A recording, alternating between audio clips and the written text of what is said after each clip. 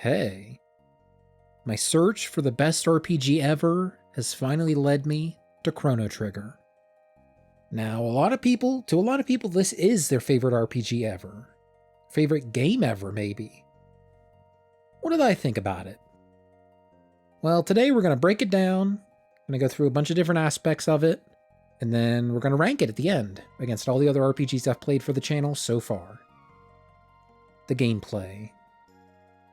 Gameplay in Chrono Trigger it's very traditional. It doesn't take a lot of risks in regard to like systems.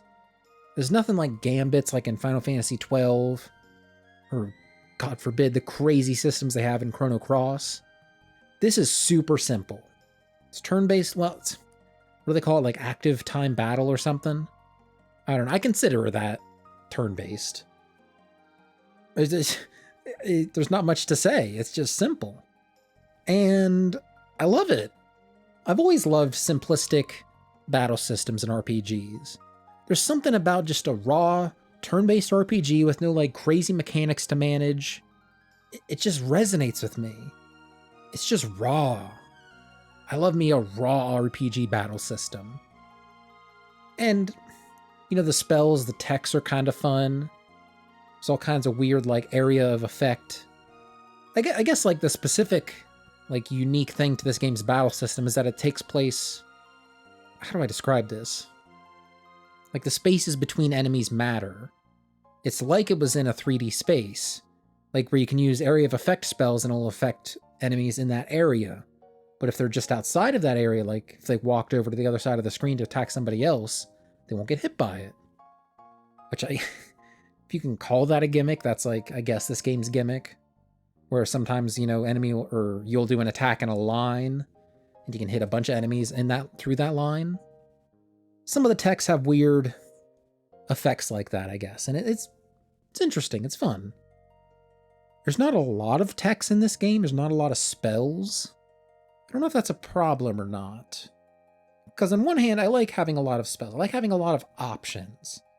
It's fun to, you know, express yourself through the spells you use and the characters you use them on. But on the other hand, they feel meaningful. Like each character in this game, each party member, most party members, they have one element that they use. Like Chrono uses lightning, and Luca uses fire.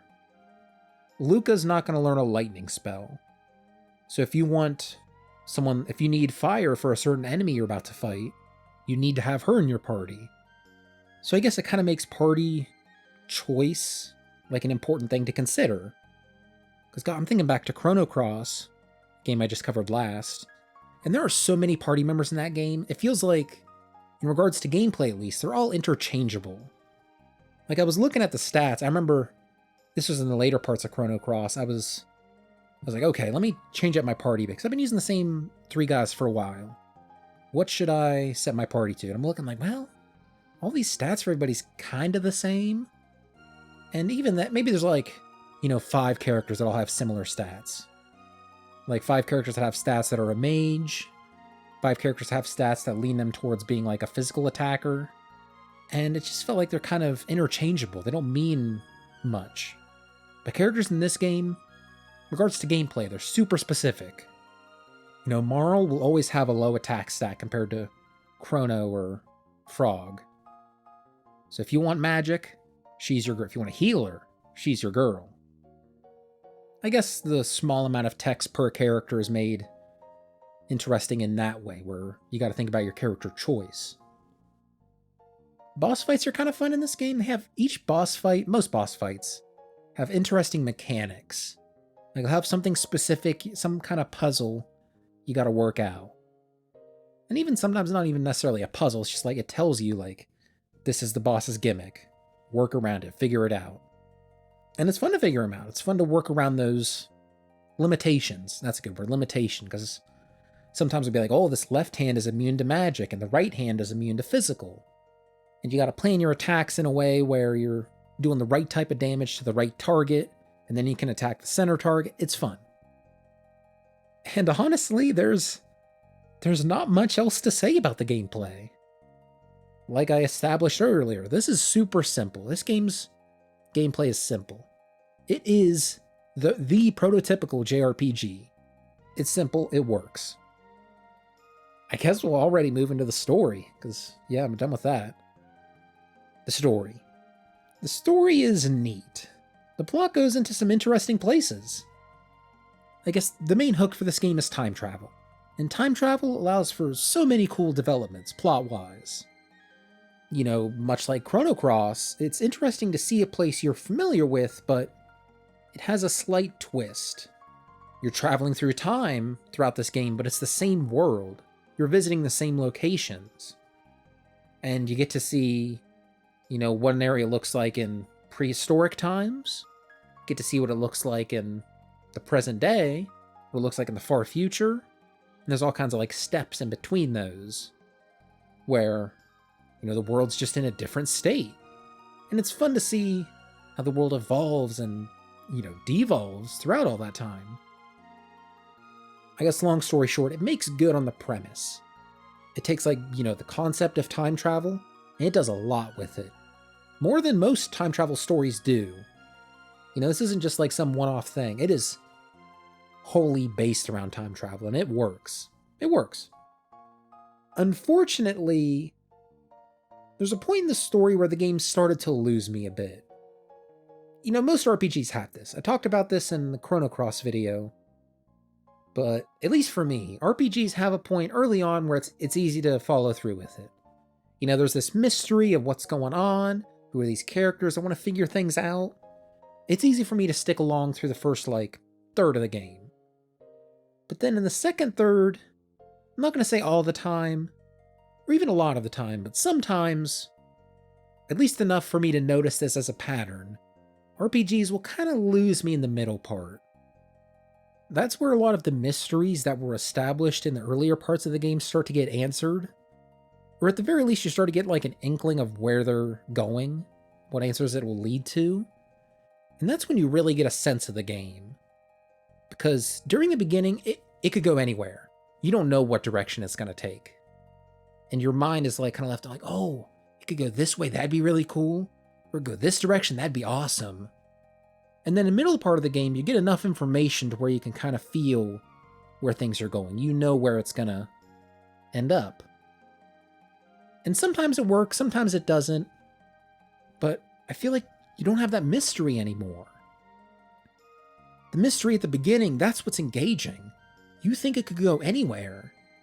And then as you play more, as you get like 10 hours into the game, 10, 15 hours, you're like, okay, that's exactly where this is going. I know where it's going, and either you like it or you don't, but the mystery is gone. And that's where games start to lose me a bit. And this game really lost me. Oh my god. I don't want to say where, because I don't want to, you know, influence people if you haven't played, if you're watching unspoiled so far. I don't want to spoil your perception of the game when you play for yourself, but for me at least, I was really lost at a point. I wanted to drop the game. Admittedly, it probably is my fault. You know, this is at a point where I had been playing a lot of RPGs. I had started playing Xenoblade Chronicles X back in, gosh, like August? Early August? Basically all through my life since then, I've had some big RPG going on in the background for the channel. I've just been consistently playing them, and I guess at this point is when I was like, okay, I'm burned out now. I gotta stop. I wanted to stop playing Chrono Trigger so bad. But I was like, no, I need to give this game a chance. And actually, I guess I didn't even say this before, but I've played this before. This is not my first time playing Chrono Trigger. I think I played it like back in 2020, maybe? I'm trying to remember back to my How Long to Beat profile when it said I last played. It's been years.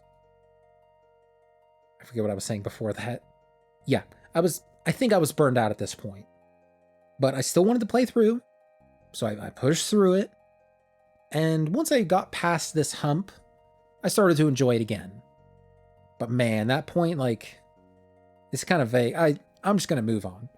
You probably won't have a problem. It's just me and, like, what I look for in games. what doesn't resonate with me, that's a personal thing for me. I don't want to spoil it too much. There will be a spoiler section later. Spoilers, there is a spoiler section later. I'll talk about it more specifically there for people who have played the game. Where was I? Checking my notes. This is more big picture. Because I was talking about like a specific moment there where the game started to lose me. But in the big picture of Chrono Trigger, like, the whole thing, I didn't think it was super engaging. And I don't know why. I feel bad because, as I've said, I think twice at this point, this is so many people's, like, favorite JRPG. This is the RPG up there with, like, Final Fantasy VI, Final Fantasy VII, insert other famous RPGs. But this is, like, one of the big ones. The favorite for so many people. And I just don't see it. And I don't know why. I don't know why it doesn't resonate with me. It feels weird.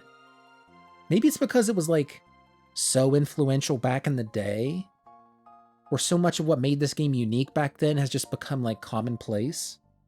It's like the, what is it, the Seinfeld isn't funny trope, where people say Seinfeld isn't funny these days, but you have to keep in mind, back in the day it was really funny, but nowadays, after so many shows have been influenced by it, it's just kind of bland, I guess. I don't know the right word for it, but so many things were influenced, it's become commonplace. So there might be a bit of that going on here, but, you know, I can appreciate older RPGs.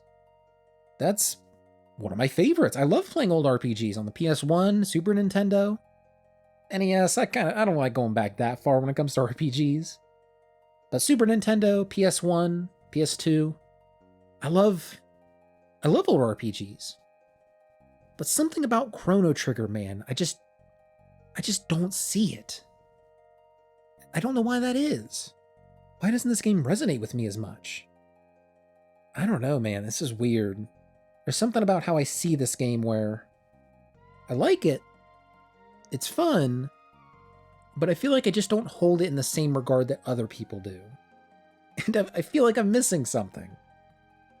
I'll talk about it more in the spoiler section. I don't really want to get into specifics now. I think I'll probably talk about this later, because this is something that it just kind of haunts me with this game. Like, I wish I liked the story more. I wished it resonated with me more, but it just doesn't. Ugh.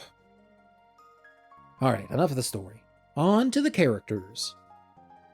You know, with that just being said, that the game, like, isn't super engaging to me, I really, really like the characters. It's a small cast. You know, I think there's... How many characters are there? 7 or 6 party members? It's an incredibly small cast, but they're super unique. Like I said earlier during the gameplay section, each of them have their own specific role for your party. Like, Marl's the healer, Robo does, like, incredible physical damage. They each have, like, a role they can fit into. They don't feel redundant. None of them feel unnecessary. And also, probably even more so within the story, each character has, like, such a unique perspective, and a way of thinking, and a way of speaking.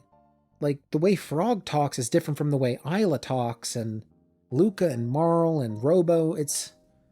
For as much as the story, I didn't think it was super engaging, just hanging out with the characters was fun. Each party member has their place. I will say, Chrono being a silent protagonist does bring it down a bit for me. I did talk about this in the Chrono Cross video, where Surge being a silent protagonist brought it down for me as well. And I think now I'm just realizing that I don't like silent protagonists in games. I like when the protagonist is a character that, you know, has a personality. They are a character. You know, they have depth.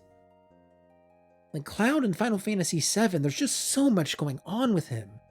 They do so much with him as a character. What are some other games I played for the channel? Oh, I'm starting to lose track. I haven't covered that many, but slowly starting to phase each other out. Like, I guess Xenoblade Chronicles X had a silent protagonist, kind of. Xenoblade Chronicles 1, That had a voiced, like, Shulk is a character, he's a guy. He has so much going on. Silent protagonists. I wonder why developers use them so much. Which I guess it's not even that big of a thing these days.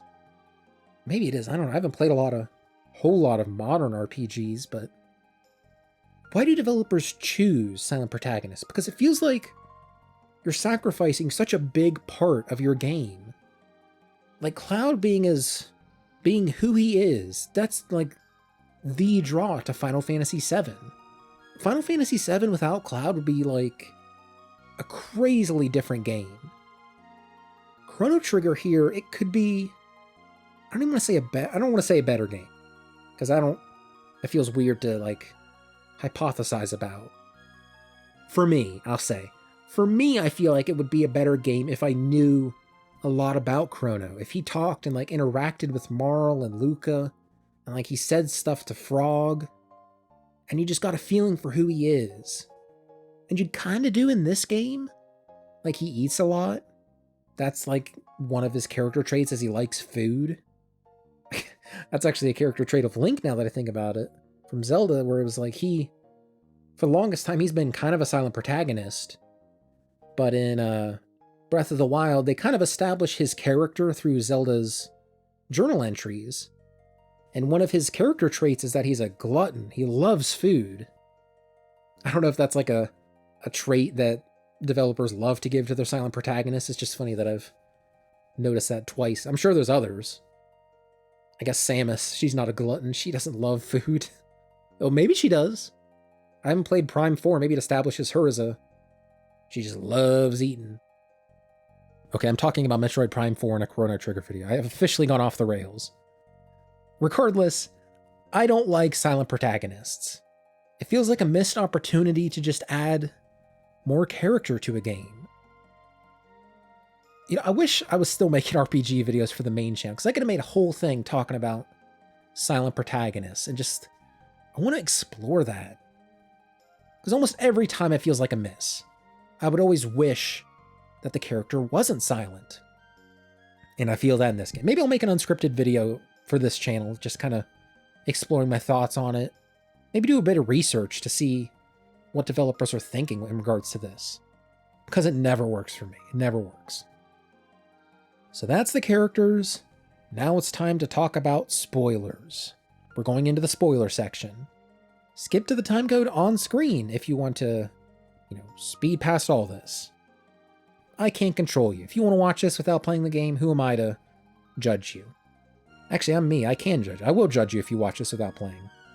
But you could just do it anyway. Be yourself. All right. Here we are talking about Chrono Trigger spoilers. I guess we'll start off with the big one for this game, is that Magus is Janus. I feel like an idiot for saying that. That's such a stupid set of words. Magus is Janus. But Magus, the bad guy throughout most of the early game, he kind of has a turn, and he can join your party. I remembered that. I said I'd played this game before. I remembered that Magus joins your party at some point. But I didn't remember the twist that he's, the little kid you come across in Zeal. That genuinely caught me off guard, and I'm glad that happened, because I love surprises in games. I hate getting spoiled on stuff. And the feeling of when you play a game that you love and you realize, man, I can never experience that cool reveal ever again. That sucks.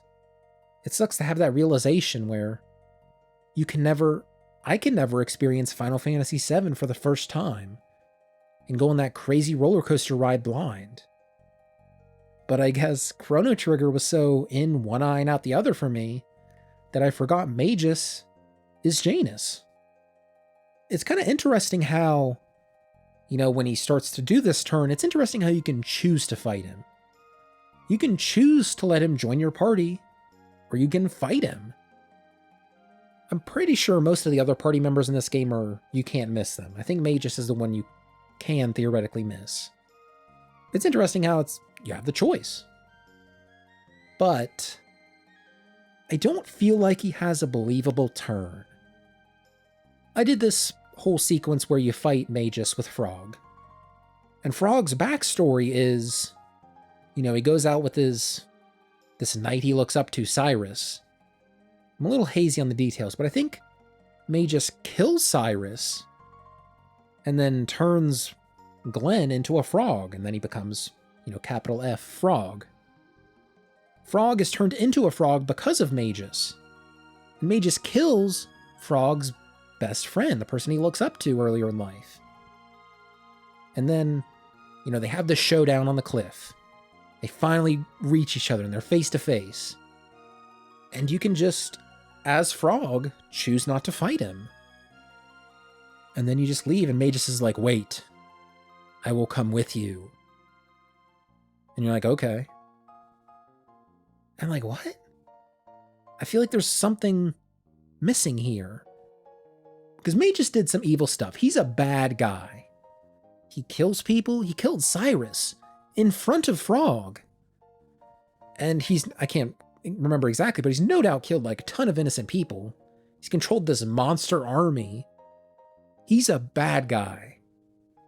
And he joins your party and doesn't apologize. There's no turn for him to say wow, I've seen the error of my ways. I'm sorry, I must atone. There's none of that. He's still kind of just this evil guy, but he's in your party now. And it's weird.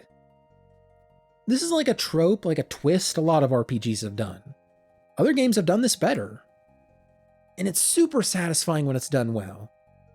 I don't want to say what game I'm thinking of, but I've played an RPG or two where there's this bad guy throughout the earlier part of the game, and then he has a change of heart later on, and he joins the party, and then he becomes like a meaningful character.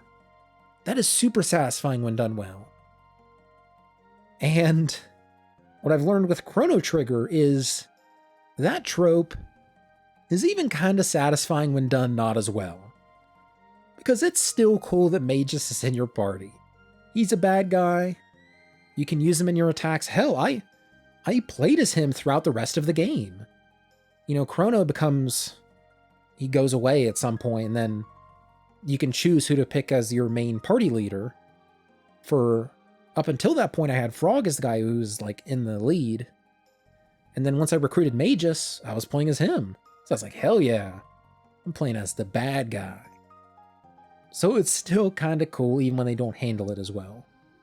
But I wish they did. I wish they just explained more with what he's got going on. Because it feels like they're trying to go for that trope. Bad guy turned good. But they never make good on the turn good part. And he's just with you throughout this game, and he's a bad guy. It makes the side quest you can do later on with Frog feel weird. Where it's directly related to Cyrus. Cyrus is the guy Magus killed. And then later, I think you lay him to rest or something as Frog. And for me, during this part of the game, Magus was in the room. Magus is the guy that killed him. And Frog's talking to Cyrus oh, I'll miss you. I'll avenge you. And Magus is just there okay. He doesn't even say okay, he's just there staring. It's so weird. There's no input from him. Even during the credits, the end of the game, where you expect him to say something like, "You're pretty alright, Chrono." He'd say something like, I don't know, Vegeta, where kind of wants to say something nice, but he has to say in this way where kind of maintains his cool status. You'd expect something like that. But no, he just says nothing during the credits. And maybe I got this all wrong. Maybe he's not supposed to have turned good. Maybe it was the point that maybe him still being evil when he joins the party is the point. Maybe he just joins because it's the smart thing to do, to search for his sister and defeat Lavos. I don't know. It's just so close to being an amazing twist. And I can only leave it it's a good twist, because it's cool, but it doesn't do with it as much as I wish it would. I wished it was a bit more explicit with what he's going through. Maybe he's thinking about all this stuff where, man, I got really corrupted back in the day, but now I've seen the error of my ways. Now I want to do good. You know, maybe it doesn't even have to be like a crazy, you know, he turns to 100% a good guy. Just give him like 50% good. Just tell me what he's thinking. He says nothing in the later parts of this game, and I want to know what he's thinking. I want more of Magus. But the game just didn't give me any. And this is kind of a funny, almost not even a spoiler, but the Ozzy side quest. I really like this. Ozzy was a fun character. He's like a goofy bad guy. Along Magus is like the evil guy, and then Ozzy's just, you know, he's kind of a goofball. During the side quest you do at the end of the game, you get into a fight with him, and he does the thing where he protects himself, and it's a callback to the original fight you did with him where you needed to drop like, what was it? You need to drop chandeliers on him or something? You need to drop him through a hole? I can't remember. But you needed to trigger, there's like 3 or 4 switches to remove his protective barrier so then you could damage him. And you see that again, you know, like 10, 15 hours later, and you're like, oh, it's a callback. So you realize what you need to do. You need to do what you did last time. But this time, it's a trap. It's like he played you. He's like, okay, the last fight, they hit the switch, and that defeated me. So now I need to make it so when they hit the switch, they think that's what they need to do to defeat me. That'll defeat them. It's a good, like, twist. So you hit the switch, you fall down, and apparently it's only in the previous room. So you think, okay, I'm gonna need to go back in there and do this 2 more times. That's a funny bit. I was like, oh, you just made a hole and you fall down like 1 floor. And you don't even get damaged, you just fall down. It's just like a little waste of time. It's a funny bit. So then you go in, you start the fight, and then just before things get started, some random cat comes in and just flips the final switch and he falls down. This is such a good bit. It subverts your expectations because you're like, okay, I gotta do this fight 2 more times where he's gonna drop the hole. And I gotta go in, I gotta do it again, and then I'll defeat him. But no, the cat this random cat just runs in and flips this final switch and it's over. That genuinely caught me off guard. That was a funny moment. Actually, now that I think about it, there could have been more, like, development with Magus there and Ozzy, because I might be stupid, but wasn't Ozzy who Magus was with at the beginning of the game when you go to the, what was it, the Middle Ages? And wait, wasn't Ozzy the one who adopted Magus? Oh god, I can't remember the plot revelation exactly, but Magus gets sent back to like 600 AD or something, and then there's a monster that adopts him. Isn't that Ozzy? There should be a lot more in this side quest with Magus and Ozzy kind of working things out where it's... Hold on, I gotta look this up, make sure I'm not stupid. Make sure Ozzy is the one that adopts Magus. Okay, no. He was found by Ozzy. I'm reading the wiki. Seeing the boy's potential of being a greater wizard than himself, Ozzy took him in and raised him, grooming him to become the leader of the Mystics' army. Magus grew up with Ozzy, and there's like... They don't even talk about it during this quest.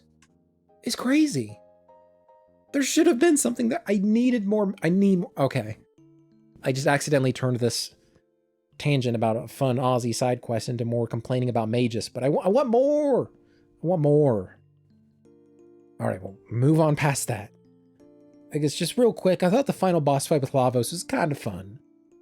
I really appreciate the mechanics of the boss fights in this game, because it makes each one unique, and they're kind of fun, even if some of them do take a while.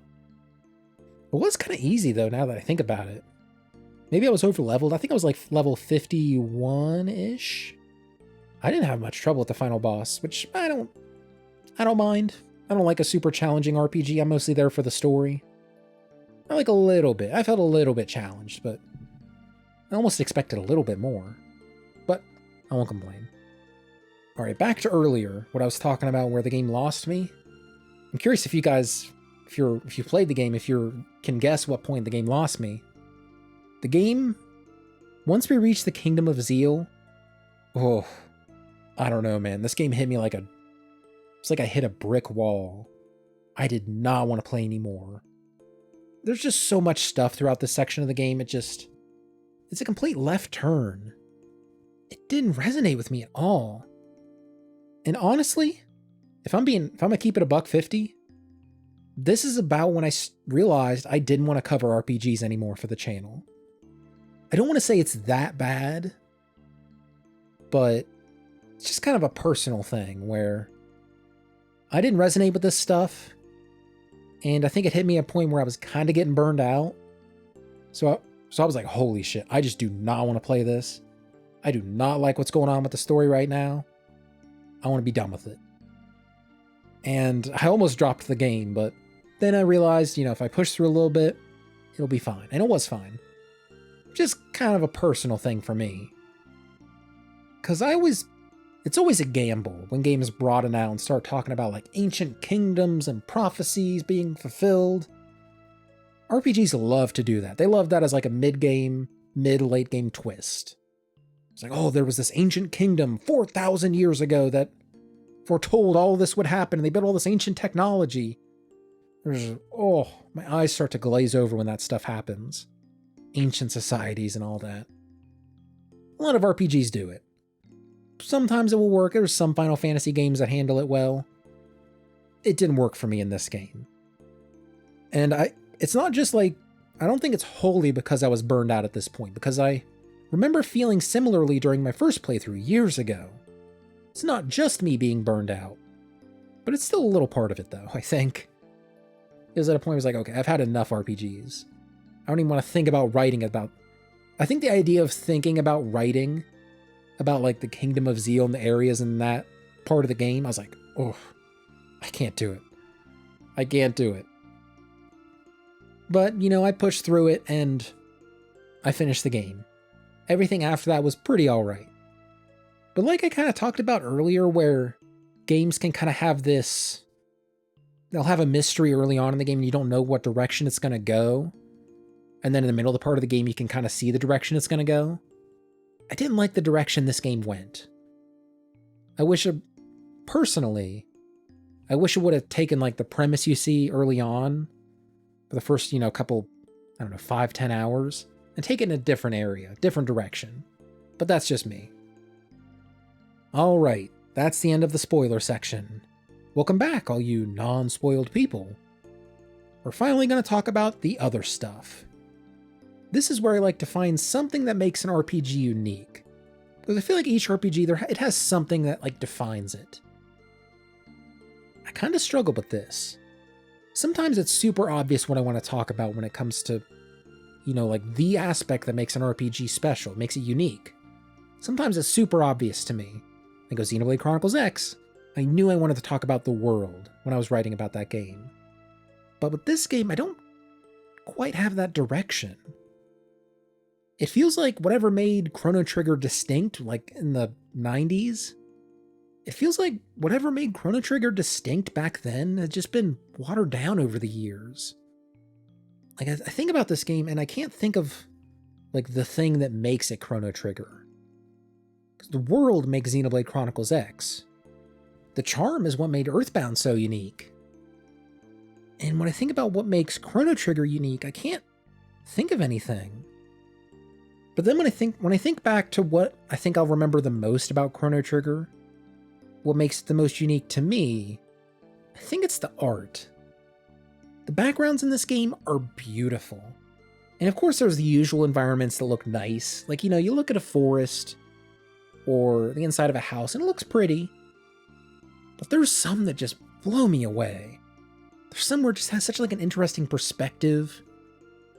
I'm assuming this came out towards the later end of the Super Nintendo because they do some crazy stuff with like Mode 7. And they know how to make a game look good on this hardware. It looks beautiful sometimes. And some of the bosses too, like there's some big bosses, such detailed pixel art. Ugh.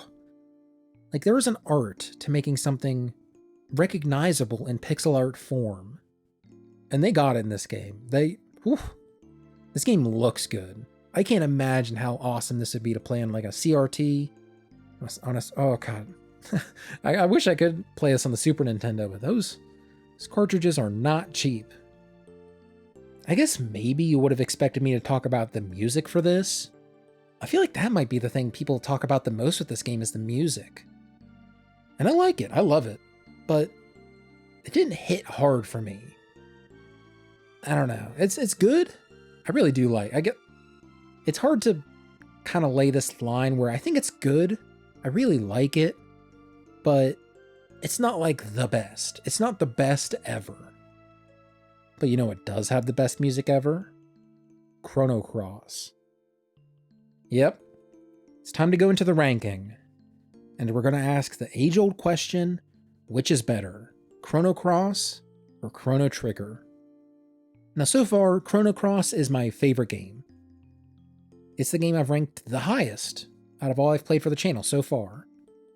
And it's kind of hard to compare them, because even though they are in the same series, they have such wildly different vibes. I guess that's why it's such like a hotly debated thing. It's personal preference. You know, I've seen so many people talk about which is their favorite, and there's just so many debates over the years. But it seems like people lean towards Trigger being their favorite. I don't though. I prefer Chrono Cross. I like the characters in Trigger more. Chrono Cross had a lot of characters. They had like 40 characters. And I think I made a point in that video to say that they don't get a lot of development, because there's so many. You know, you can't fully develop 40 plus characters. But in Chrono Trigger, there's 7 or 6 of them. You can define those characters well. They get a lot of screen time. Despite that, I didn't feel much while playing this game. Chrono Trigger didn't make me feel things. Chrono Cross, that game made me feel things. Chrono Trigger, not as much. So if Chrono Trigger isn't going above Chrono Cross, where does it fit? I'm just going to say it, Xenoblade Chronicles is better to me. I like the characters in that game more. I like the direction the story goes. Just as a whole package, I think Xenoblade Chronicles 1 is better than Chrono Trigger to me. What about Earthbound? I think Chrono Trigger is stronger in terms of characters. Because when I think back to Earthbound, there wasn't a lot of like party interaction at all. They barely talked to each other. And there's a lot of party members talking in Chrono Trigger. And that really, I definitely prefer that to the party dynamic in Earthbound. But overall, I prefer Earthbound. It just has more heart. That charm, man, the charm of that game cannot be overlooked for me. It's so funny, it's got heart. Even if the characters and story aren't like the most engaging, like Chrono Cross, I felt something while playing it. I felt more while playing it than I did with Chrono Trigger. And with that being said, I think I can safely put Chrono Trigger right below Earthbound. Final Fantasy XII was good, but Chrono Trigger is better to me. The story in Final Fantasy XII is was alright. But, you know, as always, I'm talking about the complete package. And the complete package of Chrono Trigger is better than the complete package of Final Fantasy XII. And there it is. I think Chrono Cross, Xenoblade, and Earthbound are better than Chrono Trigger. I kind of feel bad putting it so low. Admittedly, it's not that low.